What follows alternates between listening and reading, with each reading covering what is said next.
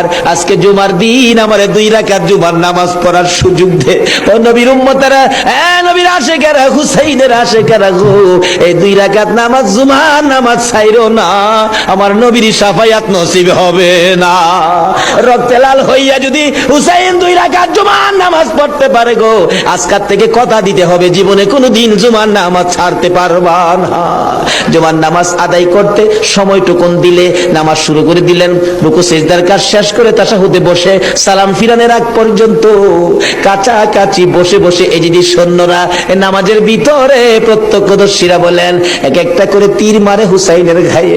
ডান দিক দিয়ে যদি তীরটা মারতো, বাম দিক দিয়া বেরিয়ে যাইতো, সামনে দিয়া মারলে পিছন দিয়া বেরিয়ে যায়, এই কিসিমের তীর গো নামাজের ভিতরে 72টা তীর লাগাইছে। হুসাইন সালামটা ফিরাইয়া নানা গো কইয়া কালতে কালতে জমিনে গড়াগড়ি শুরু করে দিলে। নিষ্ঠুর পাষাণ এই যদি সৈন্যের সীমার গলা কাইটা মাথা আলাদা করে নিয়ে গেছে। হুসাইন শহীদ হয়ে যায়। ওদিকে দিয়ে ডাকতেছে।